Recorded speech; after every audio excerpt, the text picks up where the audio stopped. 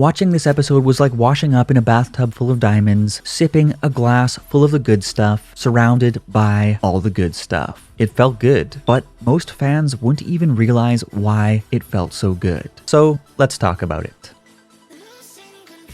Hey Charles, it's Charles. How are you today? Don't get me wrong, I love Greninja punching things. I love big Ash Ketchum battles. I love tearjerker melodramas about people's dead pets. And I love Sonya, because obviously. But Pokémon Journey's episode 106 hit different. Not as an audio-visual blast to the senses, or as an emotionally charged sobfest, but as the most consistently entertaining 20-odd minute run of the Pokémon anime in ages, on account of its good writing, wordplay, perfect visual gags, juicy references, and wholesome feels. So today's plan is to break down why it worked so well. And as always, it's going to be a fun time, so kindly dial in to give that like button a big like for the YouTube algorithm, and let's jump right in.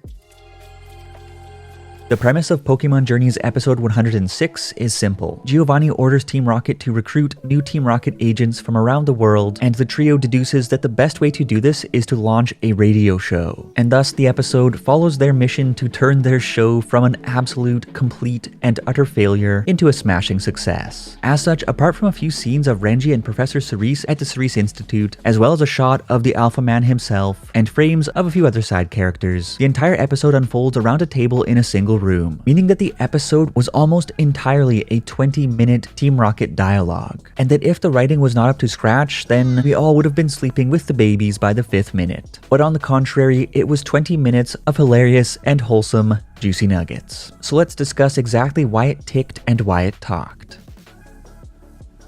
Firstly, Team Rocket's personalities were on full display. After Hulk smashing the narrator's intro with the first of several epic fourth wall breaks, and introducing the radio show concept, the hot, crazy bad woman serves up the chuckles by emasculating all peons in the room, and establishing herself as the main personality of the show. Jessie, the psychotic bully abusing her friends as usual. James, the handsome man-child, just desperately trying to hold his own against his subjugator. Meowth, the cat, and all the other weird animals in attendance. The way this motley crew would play off of each other, with verbal stingers, visual gags, Japanese wordplay and cultural references, babbling and bickering, slapstick violence, and everything in between was a real hoot from start to finish. And it's all churned out at such a rapid pace that even though the gang did not even leave the comfort of their hideout, the pacing of the episode is as snappy as your 3D waifu when you drop a carton of soy milk on the carpet.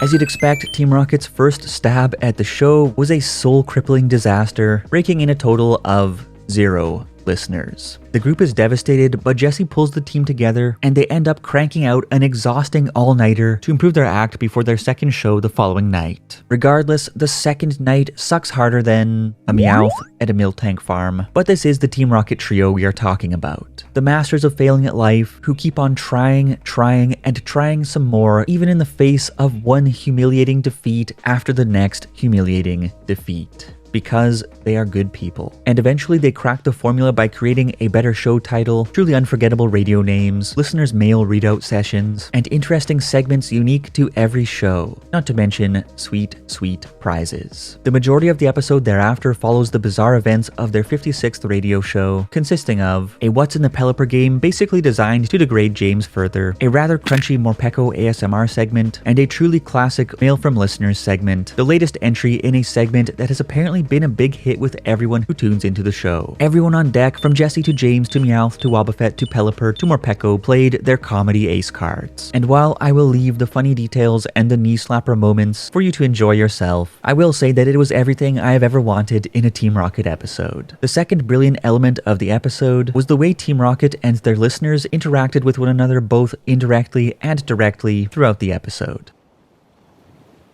With both Team Rocket and the listeners using ridiculous codenames, only we as viewers knew which listeners were which, and the beauty of this was that anyone who has followed Pokémon Journeys to date could tell exactly who was who based on the comical descriptions of their situations alone. From Papa is lonely lately, a sad man asking for advice on how to get his daughter, who has focused all her attention on her Pokémon lately, to pay more attention to him, to a strong, hard rock man, Letcher, infuriated with Princess Number 7's sweet voice, who submits a rather strange tongue twister, to a message from a mysterious radio sommelier, who I suspect has minty green hair, to a message from a man with a twisted up French name talking about two kids with inspiring dreams. We know exactly who everyone is without them ever directly referencing or having any idea who anyone else is, and it was a whole lot of fun. In addition to letters from characters like the Lonely Dad and the Rock Man in the Woods, we also see shots of the likes of Jenny, Joy, Alistair, and of course, Renji tuning into the show. Late night shift workers and eccentric mad lads, just the type of people you'd expect to be linked into such an interesting community, and it gave me big Densha Otoko vibes. Beyond the goofy letters and Team Rocket's absurd and at times rather heartwarming responses to those letters, the direct interactions between Professor Cerise and Renji were another delicious layer on the cake. In particular, I enjoyed their conversation early on in the episode, wherein they chat about radio shows as they are wrapping up their work late at the lab one night.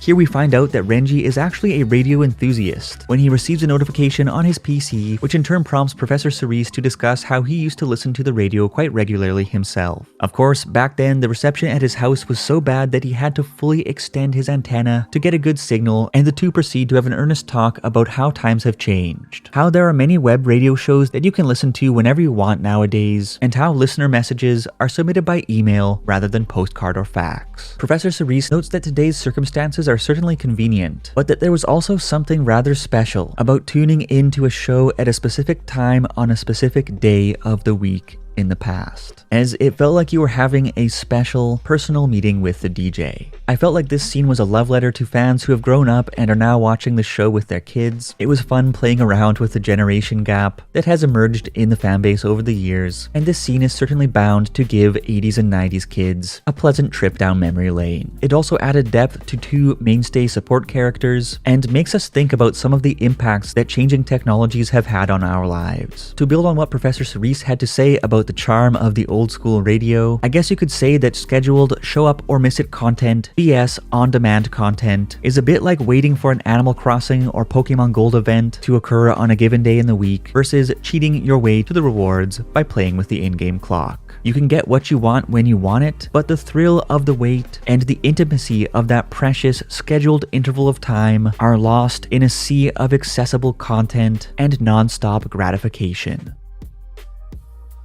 I think this is an episode that needs to be watched, and watched with a particular mindset, to truly appreciate what a dandy it was. But I just wanted to add that by the end of the show, on top of the endless stream of solid as Brock's abs comedy, we'd also been served up enough wholesomeness to fill up Big May's lunchbox. And it fleshed out the journey's world in unique and satisfying ways. From Professor Cerise's honest feelings of sadness and jealousy about his daughter no longer acting like daddy's girl, to Renji getting fired up by the dreams and ambitions of our heroes while competing with his radio show rival for the big prize, to the nostalgic talk about radio and how it has changed over the years, to the four-eyed mad lads discovering each other's codenames and secret identities at the end of the show, to Team Rocket just being so funny and so awesome and bringing so much entertainment and so much happiness to people around the world. It was an absolute delight and a crown jewel in the Team Rocket trio's legacy. Much as a strong Ash Ketchum episode explores noble virtues and gets the heart pumping